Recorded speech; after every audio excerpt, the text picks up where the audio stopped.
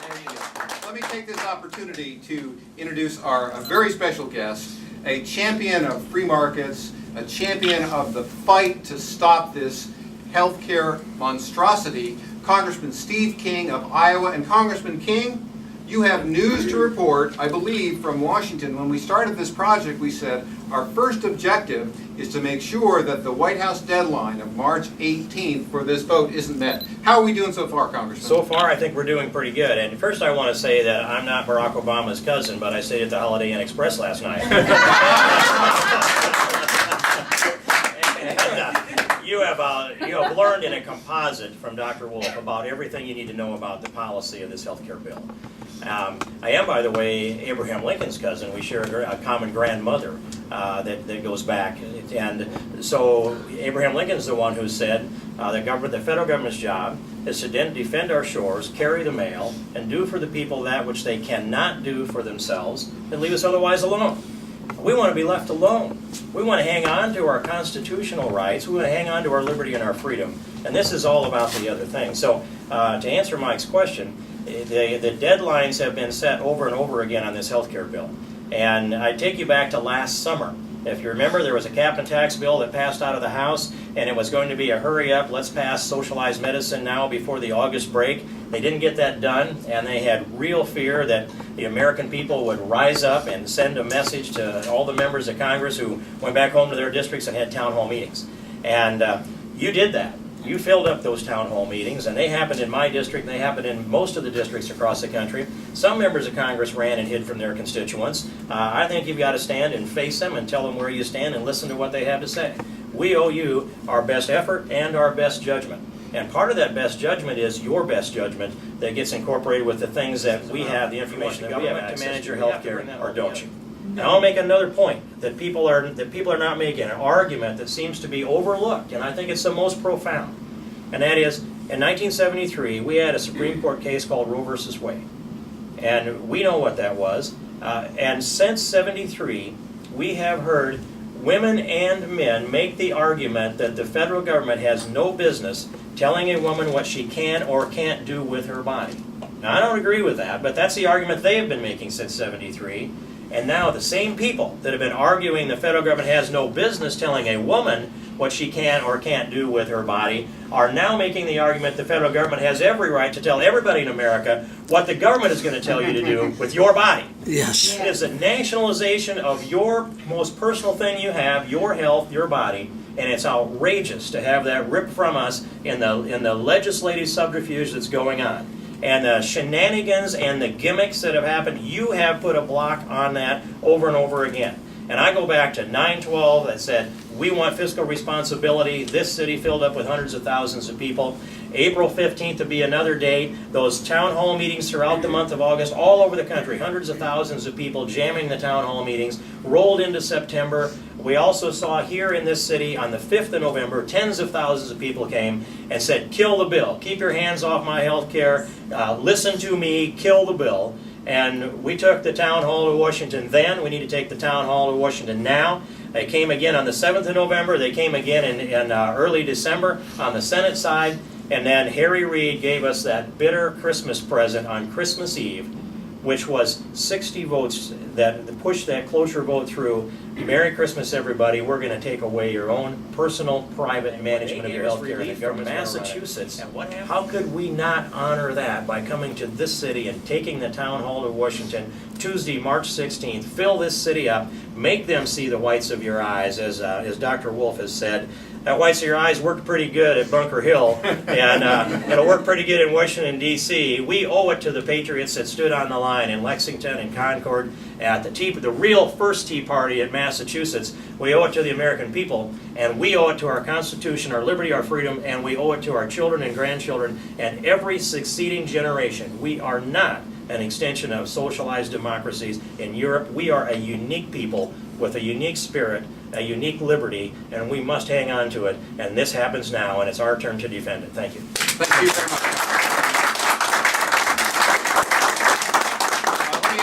Let me ask one question, and then I'll open up briefly if members of the Quest have a few questions for Dr. Wolf or Congressman King. As a congressman, if you have a vote and you're not decided, and members of your district, your constituents, ask for a meeting to meet with you to talk about that bill. And you meet with them in your offices in person, and they present a persuasive argument to you. How do you respond? Well, I'm trying to think about that scenario. Generally, if I'm undecided, I will start out the meeting and say, this is how I'm thinking about this project. And so you understand my thought process. Now lay into that thought process your argument. And I guess I have had those times when I was sitting there with constituents and they made a point or made an argument that was what made the difference in my position.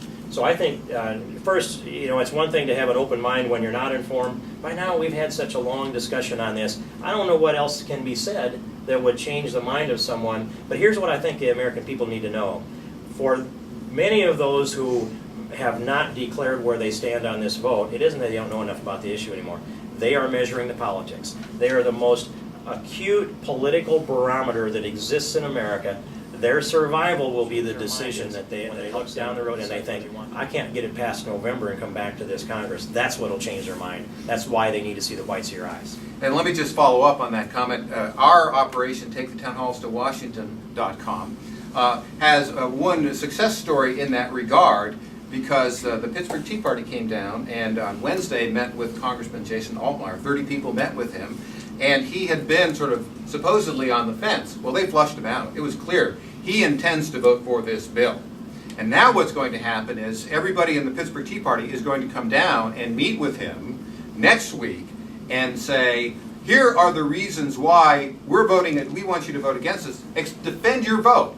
And our sense is that will have an impact. So that's consistent with what your words are. I would suggest that through the eyes of a member of Congress in that situation, and he sees the room fill up with people like it will happen next week, he'll be looking, in his eyes, it'll be the campaign team for his opponent in November. Exactly. So, well, thank you very much, persuasive. Congressman King and Dr. Wolf. If there's anybody from the press, identify yourself if you have a question. This might be a time for a few questions if you're interested.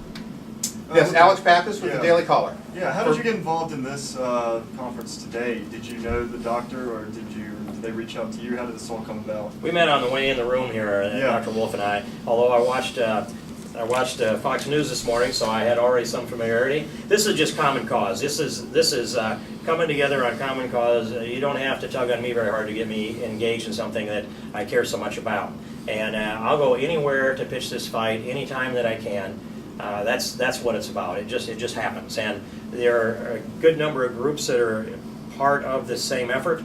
I want to see everybody empowered to do all they can. And I make this point that what's going on is we're trying to identify where the middle of America is, and where is the core of the political opposition or support for a bill or for the people that are elected in this Congress. And I have I've received some questions and criticism from the media for not being willing to cut a deal with the Democrats, and that would be foolish, because here's what's happened. A lot of them have buyer's remorse from having voted for either the President, Nancy Pelosi, Harry Reid, or maybe, I guess, not all three, but two of the three.